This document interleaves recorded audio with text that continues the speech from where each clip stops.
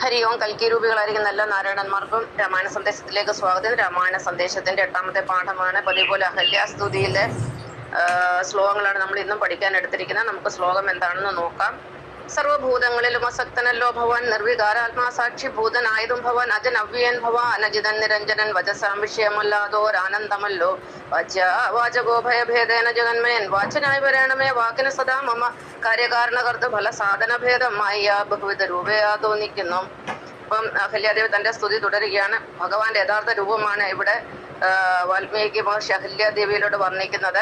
അപ്പം ഭഗവാന്റെ യഥാർത്ഥ രൂപമാണ് നമുക്ക് രാമായണത്തിലൂടെയും ഭാഗവത്തിലൂടെയും ഭഗവത്ഗീതയിലൂടെയും കിട്ടുന്നത്. ഇവിടെ എല്ലാം ഏകദൈവമായിട്ട് കണക്കാക്കുന്ന, അല്ലെ ഏക മഹാദൈവമായിട്ട് കണക്കാക്കുന്ന നാരായണനാണ് ജഗത് കാരണഭൂതനും ജഗത്തിന്റെ പിതാവും അതുപോലെ ജഗത് സൃഷ്ടാവും എല്ലാം നാരായണൻ തന്നെയാണെന്നാണ് ഈ 3 ഗ്രന്ഥങ്ങൾ നമ്മളെ പഠിപ്പിക്കുന്നത്. പക്ഷേ 33 ദൈവങ്ങൾ എവിടെയാണ് പറഞ്ഞിരിക്കുന്നതെന്ന് എനിക്ക് ഇതുവരെ മനസ്സിലായിട്ടില്ല. അപ്പൊ എന്താണ് ദേവി പറയുന്നത് നോക്കാം. ദേവി ഭഗവാനോട് പറയുകയാണ്, അതായത് അഹല്യാദേവി പറയുന്നു, അങ്ങ് സർവ്വഭൂതങ്ങൾ അസക്തനാകുന്നു. അസക്തൻ എന്ന് പറഞ്ഞാൽ ഒന്നിനോട് പ്രത്യേകം മമതയില്ലാത്തവൻ, നിർഗുണൻ എന്നൊക്കെയാണ് അർത്ഥം.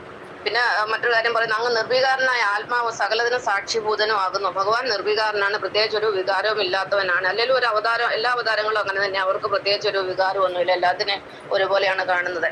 പിന്നെ പറയുന്നത്, അങ്ങ് ജനനമില്ലാത്തവനും നാശമില്ലാത്തവനും ആർക്കും ജയിക്കാൻ സാധിക്കാത്തവനും ആകുന്നു. ഒരു അവതാരത്തിനെ ആർക്കും ജയിക്കാൻ സാധ്യമല്ല.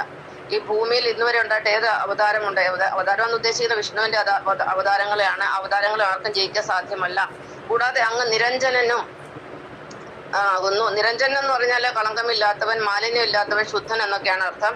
നിരഞ്ജനം എന്നുള്ളതിന് മറ്റൊരർത്ഥം കൊണ്ടുണ്ട്, ഒന്നിനോട് രഞ്ജനം ഇല്ലാത്തവൻ, അത് രഞ്ജിപ്പ് അല്ലെങ്കിൽ അതും മമത എന്നുള്ള അർത്ഥമാണ്. ഒന്നിനോട് കൂടുതൽ അറ്റാച്ച്മെന്റ് ഇല്ലാത്തവൻ, മമതയില്ലാത്തവൻ എന്നുള്ള രഞ്ജനം, ഒന്നിനോടൊരു രഞ്ജിപ്പും ഇല്ലാത്തവനാകുന്നു.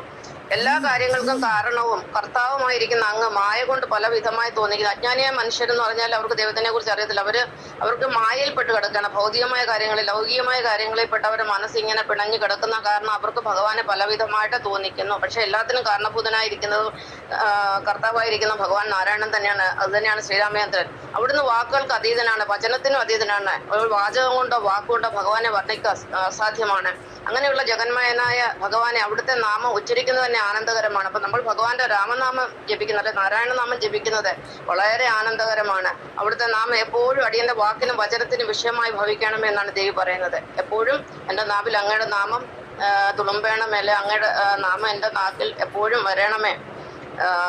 അതിലും വലിയൊരു ആനന്ദം അടിയന് വേറെ ഇല്ല.